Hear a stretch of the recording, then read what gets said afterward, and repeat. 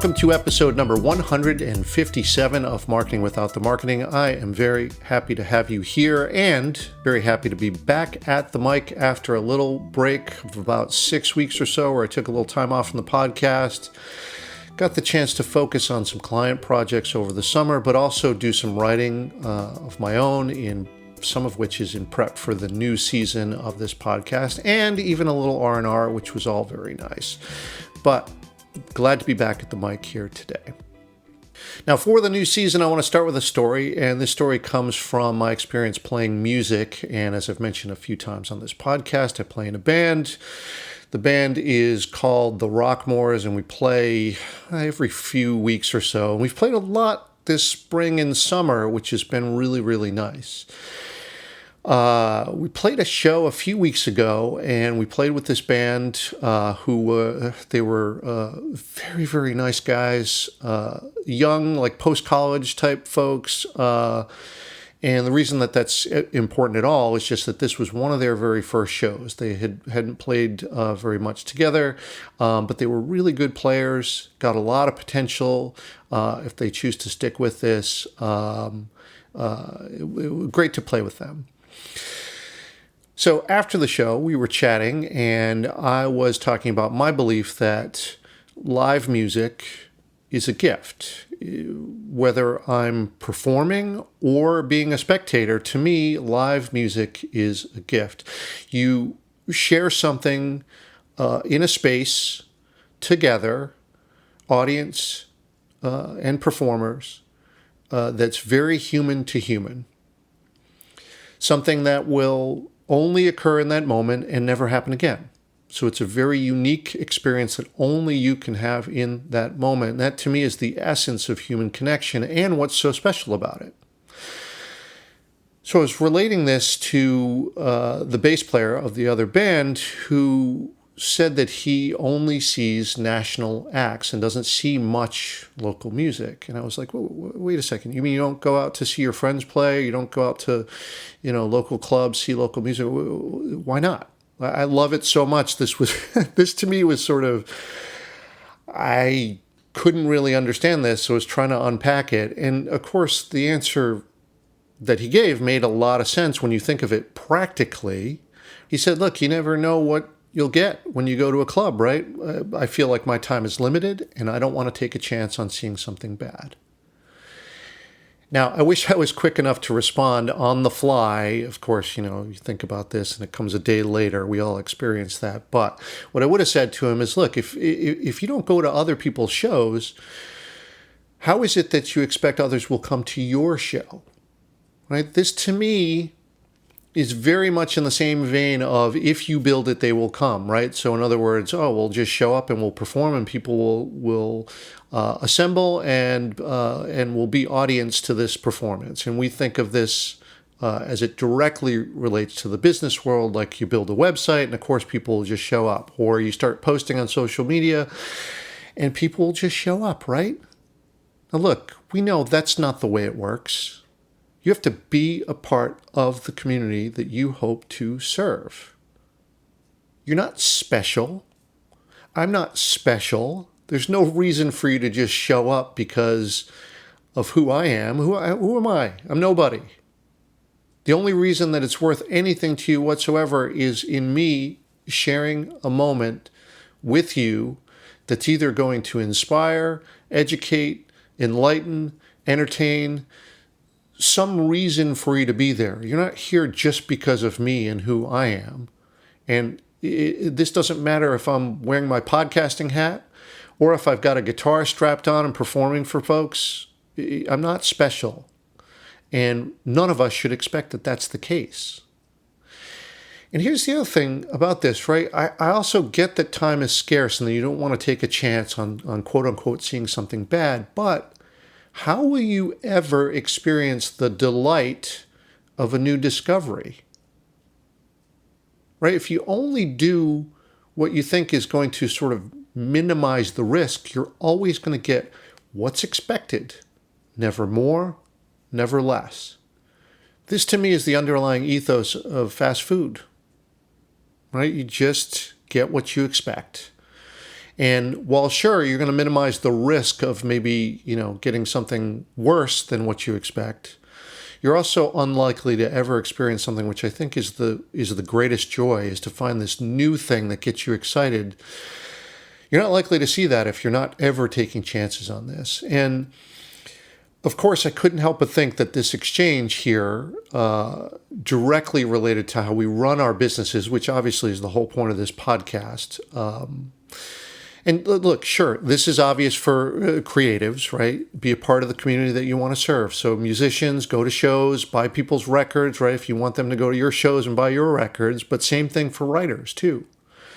You should be reviewing books, not just writing books. You should be going to authors' readings. You should be showing support, showing that you're interested, showing that you love reading, especially in the genre that you're in. It's a community. Do that first. If you want people to read your books, show that you're a part of this, that this is something that gets you so fired up that you can't help but to write about that or to do whatever it is that you do, right? Because that excitement is infectious, and it's why people want to be a part of what you're doing. They're not going to be there just because you are special. They're going to be there because you're showing a genuine interest, a genuine passion, an obsession with a certain thing. Same thing for artists or designers, right? Go to their openings, wear their clothing, their jewelry, show that you're excited about it. Make the first move. Now, it may be obvious with things that we as creatives produce, right? But it's the same thing for small businesses, right? Don't just treat people like they're customers only.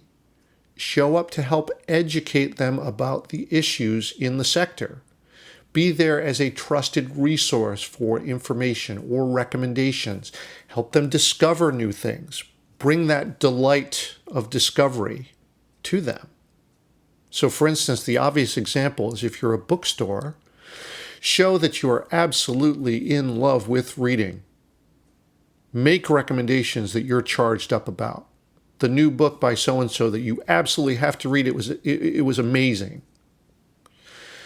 And of course, a lot of bookstores do this, especially the smaller ones. We have a great one in my neighborhood that's just fantastic about that. And of course, I'm going to go and try to support them rather than just buying it on Amazon. And look, in return, that excitement, that thing that people bring, that human-to-human connection, in return, it's our responsibility as consumers to support that, right?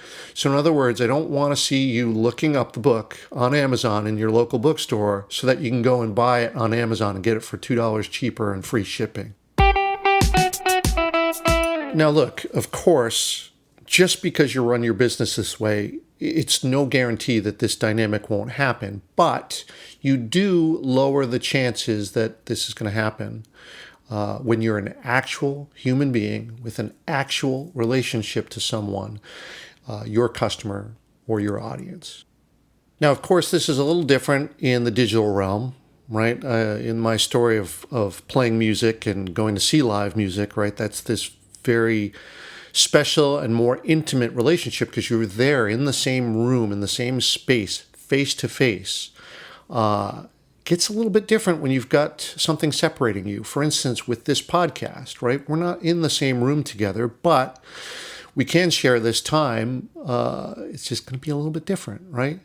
But here's the thing. Would you listen to me at all if I hadn't gone through and made the tons of mistakes that I have in running my own small business, right? If I was just someone with a safe and quote unquote secure corporate job talking about issues that small business owners have? No, of course not. You're listening because, presumably, because I'm actually doing it, right? I've learned how to set up a business and the legal aspects, how to find customers, how to write a contract, how to set up payment portals, how to get the work done, how to do the accounting, how to understand cash flow, budgeting, et cetera, et cetera. I'm actually doing it, and so are you, right? So we learn from one another. That's really important, right? If we're going to have an understanding. And yeah, maybe the digital realm separates us a little bit, but we can still have that relationship if we approach it that way, right? But also, here's the thing, right? If you're not a part of the community that you hope to serve, right? If you're not waist deep in it, one big danger is you're also never going to see emerging trends. And this is a huge disadvantage, right? You're not going to be in a very good position to innovate or respond to trends if everything that you see is from the outside looking in. All you can do then is to affirm the opinions that others already have. And it's very, very hard to lead from that position. If we want people to follow what we do, we need to stake out a leadership position. That means speaking up. We need to say something, to do something worthy of people's attention, to share experience, to inspire people, to do whatever it is that you do. But you got to take a chance, right? If we never take chances, we'll never see the front edge of the field. We won't be in a position to recognize or even understand the leading edge. And that's really dangerous if you're in the business of serving others, because people are looking for that expertise or that motivation or something from you that's a little bit different. If you're always in the center, you're never going to be able to do that. And all right, this comes full circle now. That's been the whole point of this Content Marketing 201 series that I've been writing. So many people out there are playing follow the leader when it comes to content marketing. It's mainstream now. But to me, it's always been about the nuances. So we have to go not just further, but deeper than just setting up a blog, posting to social once a day or whatever. I see a ton of weak implementation that feels like effort, but is unlikely to yield any results. And that's a shame. And I want to help you avoid that. So if you want to catch up on the series, I've done Web Strategy 201 and Blogging 201, which you can find if you just scroll back in your feed, or I left a link in the show notes so you can go and find those few episodes.